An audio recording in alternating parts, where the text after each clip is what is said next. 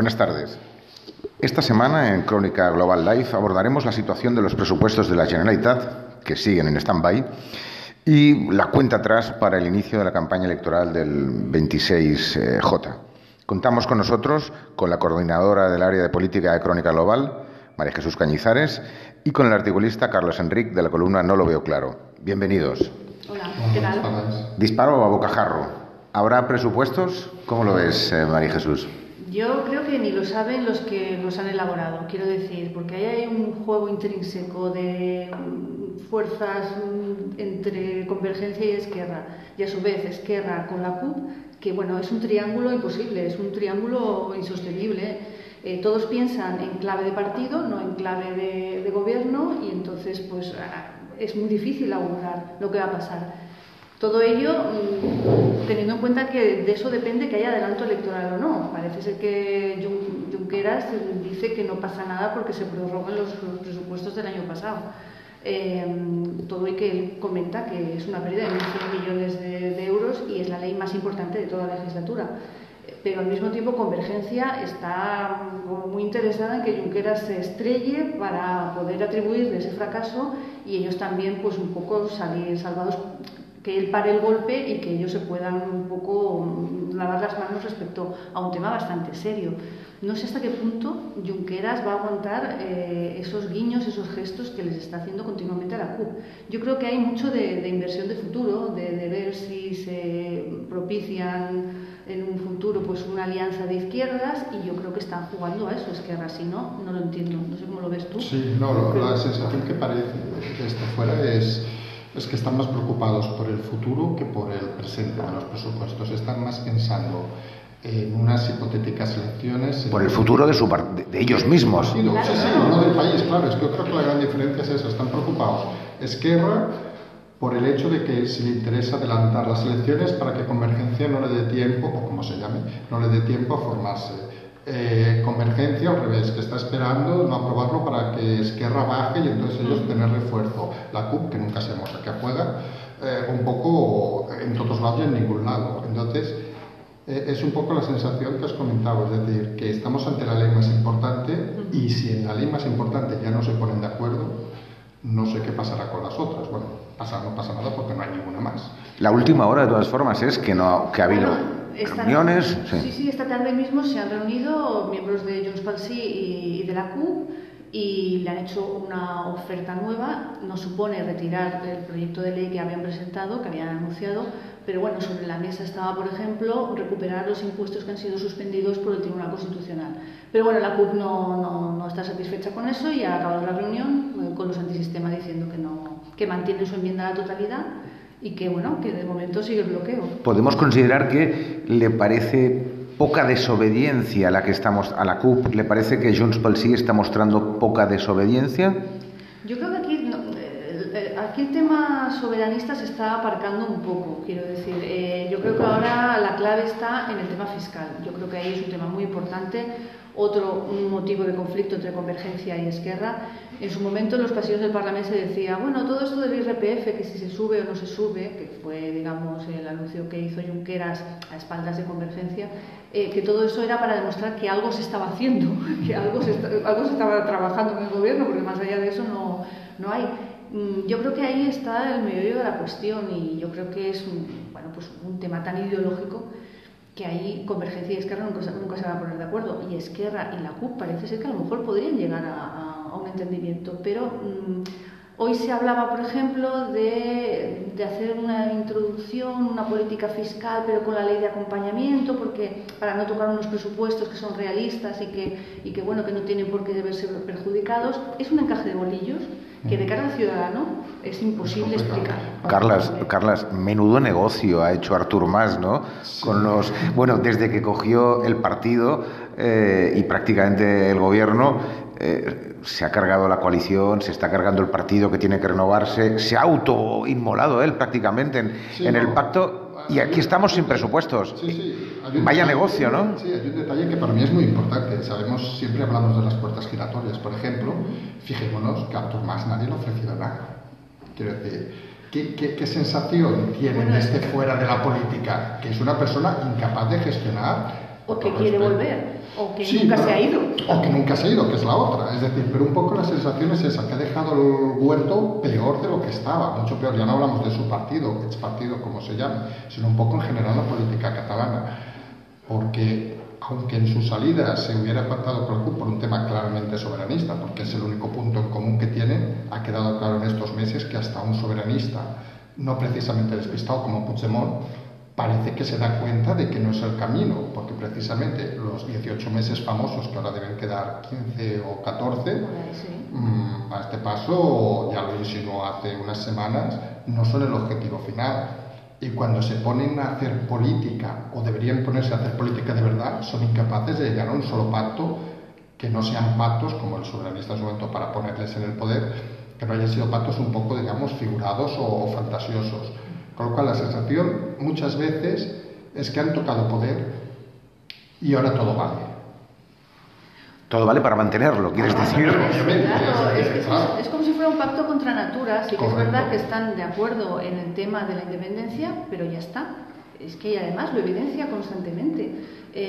La compañera Cristina Farrés, que está haciendo una información sobre la negociación entre los trabajadores de Alstom con la Generalitat, pues se reúnen por separado con Puigdemont por un lado y con Junqueras por otro. Es como decir, como ellos no se ponen de acuerdo, pues tenemos que un poco negociar a ver, cuando tendría que haber una cohesión, sobre todo en un tema tan delicado como el tema Sí, laboral. es que- Pero es que es una detrás de otra. Es que parece un gobierno que no es gobierno, es decir, parece un gobierno que esto en una empresa es bastante inaceptable, es decir, que no tenga una línea ya, no digo editorial incluso, es decir, un gobierno que cada uno va a la suya, cada uno pretende mantener lo suyo, cada uno cuando puede intenta dar una puñalada por detrás al otro, más disimulada, menos disimulada, y lo que está claro es que nadie pone orden, principalmente se entiende porque no hay nadie con carisma en ese gobierno. Es decir, Hombre, no el tiene- espectáculo que han mostrado con, digamos, esa pelea pública entre Convergencia y Esquerra por el tema de si había que subir el IRPF a rentas más altas o solo las más altas, no a las bajas, subirlo o no subirlo. Hombre, ha sido un poco, ¿no?, que esa discusión la hayan tenido en público en vez de arreglarlo en privado. También hay que tener en cuenta que estamos en plena pre-campaña electoral, si es que alguna vez no hemos dejado de estar, lo que decimos, los políticos están todo el año en campaña, entonces ahí también cada uno mide sus fuerzas y hace gestos y, bueno, como decía antes, es como una inversión de futuro, que Esquerra haga tantos guiños a la CUP no es gratuito, no es simplemente que está buscando una posible alianza o salida a ver cómo van las elecciones del 26 de junio, porque esto, según parece, augura una debacle total de Convergencia. Esquerra a lo mejor aguanta y Podemos y su órbita arrasan Cataluña. O sea, todo eso tendrá consecuencias. Si ahora todos actúan en clave de partido, después del 26 de junio va a ser, bueno, no sé qué pasará. Y una pregunta, En los estas pasillos del amenazas, yo creo que se la ha escuchado a Artur Mas y a más gente de Convergencia, de que sin presupuestos peligra el procés, peligra el proceso. Bueno, no son como un poco una especie de fórmula simplemente para presionar a la CUP, es decir, ¿por qué si no hay presupuesto se acaba el proceso? Es decir, ¿qué problema hay? Oye, pues seguiremos el año que viene, ¿no? Es decir, parece una fórmula muy infantil de presión, ¿no? Todo el proceso depende simplemente de que haya presupuesto este año, ¿no? El gobierno sí, pero el proceso... Pero es que al final uno se da cuenta, constata con frases como esas de que era un fraude el proceso. Es que lo has dicho tú. Es decir, que parece que, ya no hablamos del fly, etcétera, etcétera, que parece que es que no se puede avanzar nada sin hablar de España, sin hablar de la sensación esa de hacer política, digamos, de hacer pactos, etcétera, porque al final, si tan fácil era hacer la independencia, pues ¿por qué no lo han hecho? Y lo que está claro, y ahí comparto con María Jesús, es que en las próximas elecciones vamos a ver una debacle total de las fuerzas independentistas, con una consideración importante, que ellas van a decir que no es importante porque son unas elecciones en España, y van a alegar de que muchos de sus votantes no van a votar. Estamos en lo de siempre, echa la ley, echa la trampa, aquí cuando me interesa digo una cosa, cuando me interesa digo otra, y al final parece que no se dan cuenta de que la gente lo que quiere al final, ya no tanto los presupuestos, porque el 80% de la población tampoco entiende que son unos presupuestos, Pero lo que al final quieren es que se gobierne. Y lo que está claro que esto es un dislate de digo A, digo B, digo C, y mientras siguen cobrando su sueldo por un trabajo, con todo respeto, que parece que no justifica un sueldo como los que tienen. María Jesús, ¿crees que hay alguna posibilidad de que el presupuesto, con las modificaciones correspondientes, reciba el apoyo de alguien que no sea la CUP? ¿Crees que hay alguna posibilidad de, con las enmiendas parciales, puntuales que haya, no sé, Cataluña sí que es pot, PSC o incluso Ciudadanos den una salida a Junts pel Sí o la ofrezcan renunciando a lo que sería los temas más independentistas? Yo lo veo muy difícil por dos motivos. Primero, porque todavía Junqueras no se ha reunido con nadie. O sea, todas las vistas están puestas en el PSC, pero es que el PSC todavía está esperando una llamada casi de cortesía, de decir, bueno, a ver, usted quiere negociar presupuestos, pues vamos a hablar entre todos. Eso por un lado. Y segundo, es lo que tú decías, o sea, sobre la mesa va a estar, si queréis apoyo presupuestario, abandonar la hoja de ruta independentista, y eso no lo puede aceptar Convergencia, aunque ellos también están haciendo su giro centrista y moderado, que eso también se Hombre, es verdad que lo de los 18 meses lo están relativizando. Desde el primer día, yo recuerdo al propio Artur Mas diciendo, bueno, tampoco hay que sacralizar esta fecha, o sea, quiero decir, claro, porque todo, bueno, si no se aprueban los presupuestos, Junqueras fracasa, no sé, yo no me veo en una situación de que él vaya a romper la coalición o que él dimita porque esto ha sido un desastre, pero bueno, a lo mejor se puede transformar en una legislatura normal. Eso también en Palau se iba comentando. Entonces, que los 18 meses, bueno, vamos a como ver, dicen algunos analistas, hay que darles un poco de cariño, es decir, no ponerles el pie en el cuello para decir, reconocer públicamente que el proceso ha fracasado, sino que hay que darles cariño y una salida políticamente digna y razonable para que lo hagan. No lo sé, ¿eh? El caso de Puigdemont yo creo es el más claro, es decir, empezó diciendo soy un presidente interino para 18 meses ¿cierto? Y ya es prácticamente el candidato para las hipotéticas elecciones a 4 años.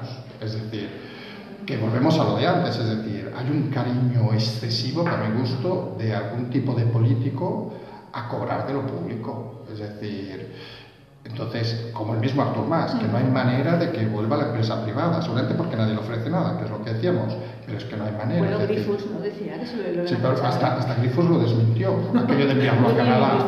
No es verdad, porque además su hijo me parece que había trabajado ahí. No lo sé, yo entiendo, quiero pensar que si Artur Mas realmente quisiera volver a la empresa privada, podría hacerlo. Lo que pasa es que de momento está como agazapado a ver qué pasa en este proceso, esperando qué pasa en las generales, por dónde va Convergencia, porque por mucha refundación que tú quieras hacer, quiero decir, eso va a seguir llevando el nombre de Convergencia y el estigma de una formación que no se sabe muy bien qué es. Pues que, insisto, ahora no sabes si serán socialdemócratas, de izquierdas, de centro, vamos a ver. Cada vez más de izquierdas, parece que van a dejar el espacio de la derecha o el centro derecha absolutamente vacío. Pero volverán a ser una copia mala, antes lo han sido de Esquerra, una copia mala independentista, y ahora será una copia mala de la izquierda, o sea, y la gente se queda con el original, es que es normal, es que es una estrategia absurda, pero bueno. Hay un detalle que me ha parecido curioso estos días, creo que fue ayer cuando, hoy también me parecía que escuchaba estas declaraciones, el secretario de Economía, Pere Aragonés, que es viene de Esquerra, respondía a la CUP, cuando la CUP le pedía mayor grado de desobediencia en los presupuestos, se quejaba, entre otras cosas, que los presupuestos preveían cumplir el límite de déficit que había fijado el Gobierno, el Consejo de Política Fiscal y Financiera, el Gobierno al fin y al cabo, y lo que pedía era incumplirlo directamente, incluso habida cuenta de que se acaba incumpliendo, ¿no? Porque no se consigue llegar, ¿no? a las previsiones. Y lo que me parecía interesante era la respuesta de Pere Aragonés en el sentido de decir, pero bueno, ¿quién nos va a prestar para incumplir, para gastar más de lo que ingresas, mucho más de lo previsto? Necesitas que alguien te preste. Y Pere Aragonés decía, bueno, ¿quién nos va a dejar el dinero? Solo nos lo puede dejar el FLA, nadie más nos deja el dinero. No, los bonos no se colocan carísimos, nadie más nos deja el dinero. Hombre, este era un argumento que habían utilizado con mucha frecuencia los políticos y los analistas no independentistas. Bueno, ¿es un baño de realidad esta respuesta de Esquerra a la CUP? La realidad es muy tozuda y cuando se gobierna, pues hay cosas que está muy bien hacer una política cuando estás en la oposición de pancarta y de soflama, pero cuando gobiernas te das cuenta de que tienes que gestionar pues un ámbito tan importante como es el de la economía. Por cierto, creo que Per Aragonés lleva el récord de ruedas de prensa, es que no para de salir. Quiero decir, me parece una persona bastante cualificada y, por lo que tú decías, bastante sensato, que está ahora ofreciendo unos argumentos los que son bastante irrebatibles. O sea, no es que se haya vuelto no independentista, sino que la realidad es la que es. Claro, él ahora gestiona, entonces él ve la realidad de los números, que hay que dirigir un país, como ellos dicen, un país, y eso no es fácil. No, es que al final la economía se come la política. En el caso de Cataluña es una cosa obvia, hemos comentado, el FLA está al 0%, el bono catalán está en basura ya. Es decir, o nos financia el FLA o no financia nadie. Y si encima financiara a alguien, sería obviamente un interés más alto, con lo cual sería otro problema. Y hay detalles, porque aquí estamos hablando muchas veces de la CUP, que esta semana han pasado algunas noticias, anécdotas, por ejemplo, el tema de las propiedades de Salayes y todo esto. Claro, para mí una de las cosas más sorprendentes, que hoy esta noche hablamos de ello, es para ver un poco, digamos, la dinámica que nos encontramos, que una diputada de las CUP invierte en bonos del Estado, pero en bonos del Estado español. Esta noche te vamos a leer cómo es decir, bonos del Estado español, con lo cual dices, ¿dónde está la ruptura? Es decir, ¿qué pasa? ¿Que no es seguro los bonos catalanes y hay que invertir en los españoles, que son el enemigo, que se iban a hundir, que cuando saliera Cataluña iban a quedar en el oasis del mundo mundial? Entonces, claro, te das un poco cuenta que es un poco también lo de Aragonés, ¿no? Es decir, que una cosa es decir las cosas cuando no estás y otra es cuando te toca gestionar. Y cuando te toca gestionar es cuando uno ha de demostrar que sabe hacer las cosas o no sabe hacer las cosas. Es que hay tanto postureo. Ahora que decías esto de los bonos, me acuerdo, ¿os acordáis que Lluís Llach, su fundación, la registró en Madrid porque era más barata? Luego ya la cambió, pero quiero decir, es que todo es de cara a la galería. Claro, o el tema de Salayes, es decir, es que el hermano, en este caso, que es regidor en Girona de las CUP, con 21 años tuve el gran problema de aceptar la herencia. Oye, haber renunciado, que nadie lo diga. Tú vas y te renuncia y tal, porque aceptar la herencia, pagar unos impuestos que, por cierto, entre otros la CUP también aprobaron que haya unos impuestos de sucesión, es decir, que hay mucha gente que no puede pagarlos, pero él los ha podido pagar, no de una, no de dos, de 11 propiedades. Es decir, que estamos hablando de lo de siempre, que algún día se sabrá quién fundó las CUP, por qué se fundó, de dónde salen y dónde quieren llevarlos. Y yo creo que aquí ha habido un problema conceptual con las CUP, que algunos que las han controlado mucho se les ha ido de las manos. Y contaban con ellos para todo o para la mayoría de cosas y al final se han dado cuenta de que es que juntarte con gente rara es muy complicado. Bueno, gente que no ha gobernado, los ayuntamientos sí que han tenido una cierta presencia, pero que bueno, que no. Ellos, digamos, su gran baza es eso, esa procedencia municipalista, la calle, digamos, son un poco una especie de 15M pero a la catalana. Y insisto, igual que Esquerra, cuando ha gobernado, se ha dado cuenta que hay cosas que tú no puedes engañar a la ciudadanía y decir que vas a hacer una cosa y luego otra. La CUP todavía no ha gobernado, por eso de momento Ada Colau, bueno, está ahí, daba mucho miedo. Pero bueno, tampoco en el Ayuntamiento de Barcelona está haciendo grandes barbaridades. ¿Por qué? Porque también el tiempo pues pone a cada uno en su sitio y cosas que ella también había anunciado que haría, pues ha tenido que dar un paso atrás. La CUP, no sé si por suerte o por desgracia, no lo sé, porque no los hemos visto tener capacidad de gobierno. No sé qué pasaría en un gobierno de coalición, ¿no? Que se habla entre Esquerra, la CUP o la órbita de Podemos. ¿Qué pasaría? O sea, es interesante.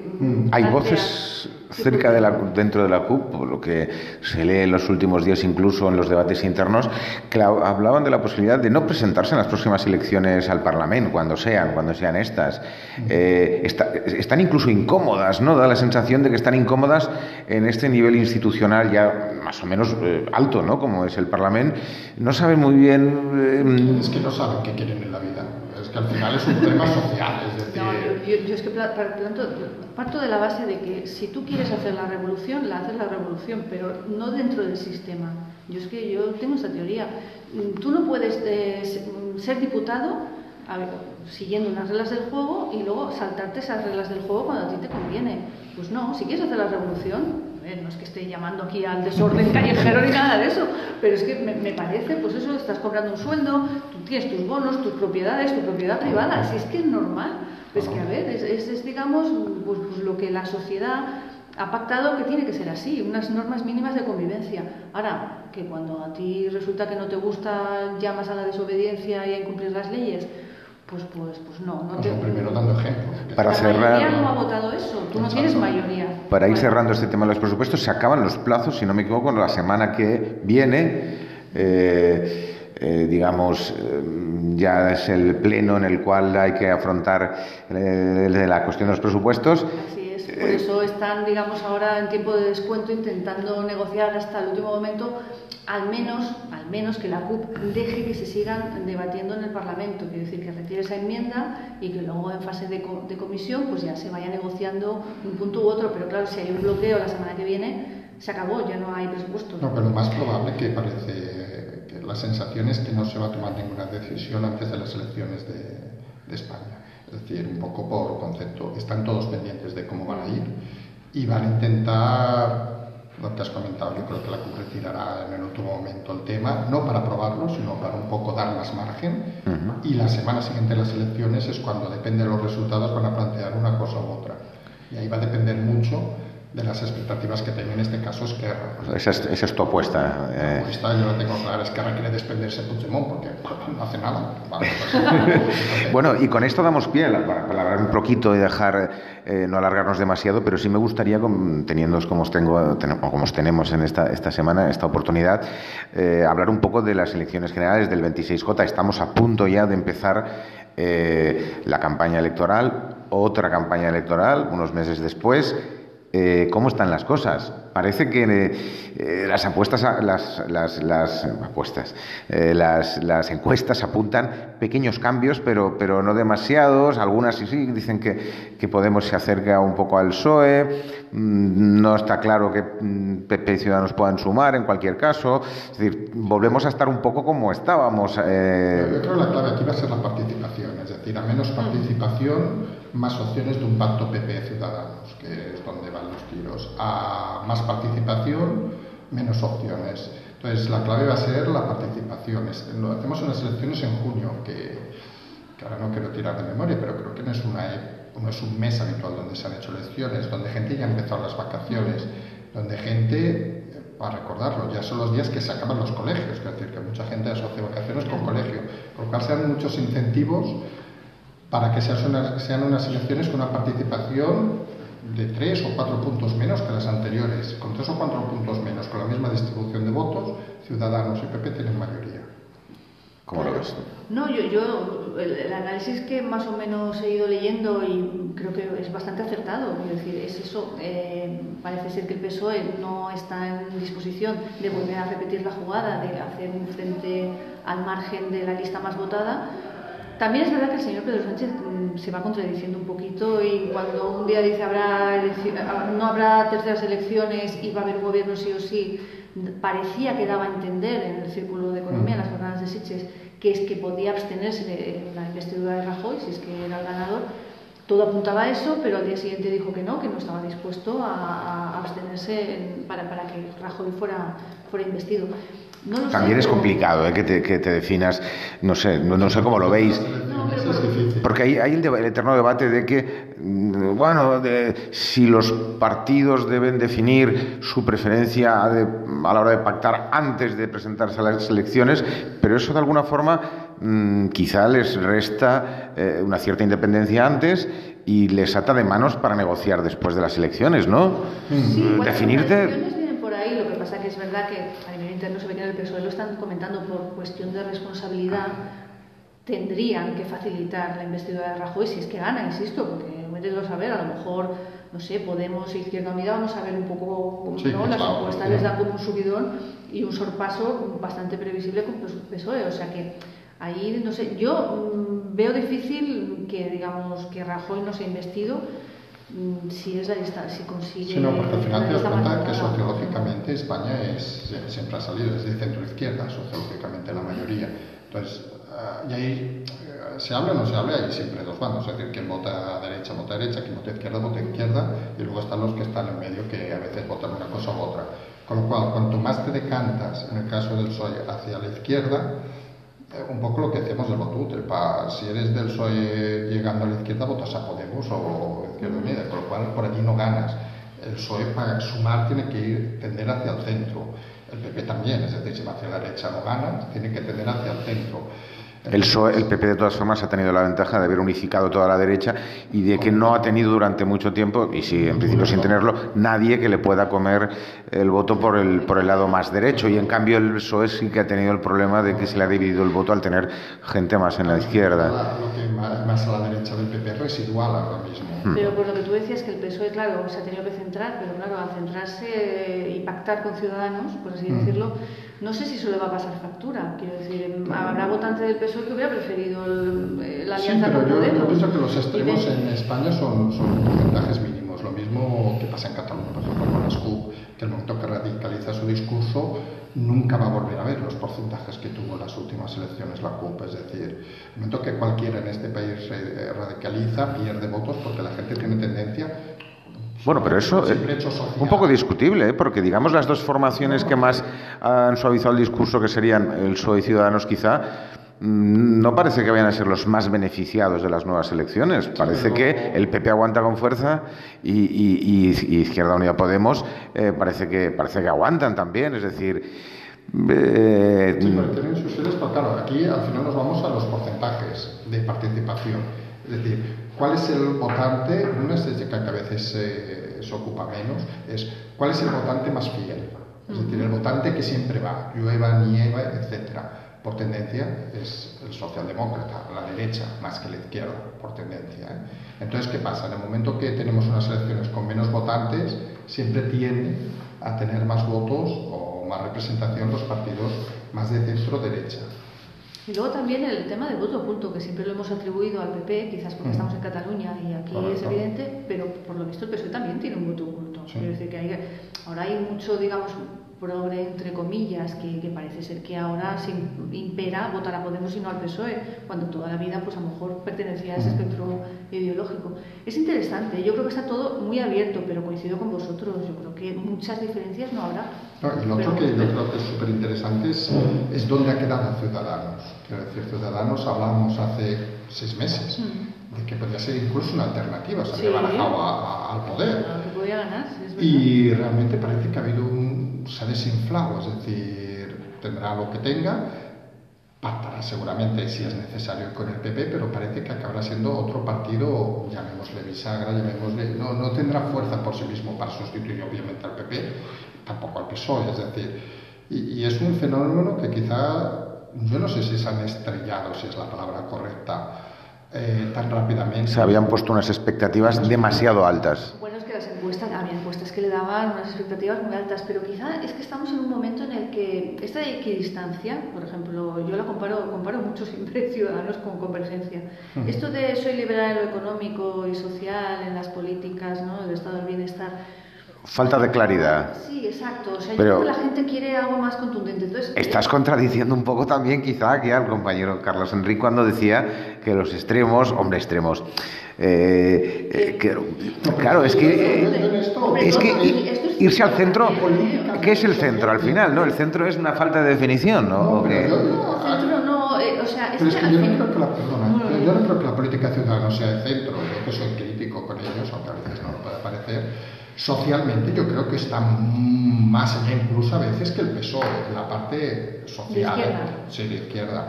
En la parte económica están un poco, no se sabe bien por dónde están, pero te lees las propuestas del profesor de Londres y a veces te sorprende un poco dónde quieren ubicarse, porque yo creo que no tienen un discurso claro y al final la gente lo que quiere es medidas concretas, medidas claras, qué se va a hacer y qué se va a dejar hacer, y que la gente, que es lo que a veces pasa, lo política, que es algo yo creo que instauró. Vamos a ir terminando ya, lo digo para... Estaba en su momento Puyol de políticamente correcto, es decir, intentan quedar tan bien con tanta gente, ciudadanos, que al final no quedan bien con nadie. Y yo creo que eso a veces es un problema no diré de personalidad, pero se nota la diferencia de un líder a alguien que simplemente intenta quedar bien. Yo creo que Ciudadanos ha jugado a eso de quedamos bien con estos, claro, con estos. Pactó en Madrid con el PP y en Andalucía con el PSOE, pero a la hora de la verdad, en un momento fundamental que para la gente las elecciones en general siguen siendo las más importantes. Y en ese momento Bueno, sí, te has decantado por el PSOE, pero en realidad es poco creíble. Yo a Ciudadanos la veo una formación muy liberal, que no quiere etiquetas, vale, para ocupar precisamente eso, ese espacio de centro, para ampliar ese abanico. Pero llega un momento que eso es peligroso, porque la gente quiere ideas claras, la gente está cansada y sobre todo después de tanto ciclo electoral. Correcto. Pues bueno, un análisis muy interesante, estos minutos que hemos compartido con la coordinadora del área de política de Crónica Global, María Jesús Cañizares, gracias por haber estado con nosotros. Carles Enric, articulista de la columna No lo veo claro, de Crónica Global, gracias también. Y gracias a todos los espectadores, a todos los seguidores de Crónica Global Live por haber compartido pues este rato de reflexión y de análisis con nosotros. Les esperamos también la próxima semana con un nuevo tema de actualidad con nuestros compañeros de Crónica Global. Gracias. Y hasta la semana que viene. Hasta luego.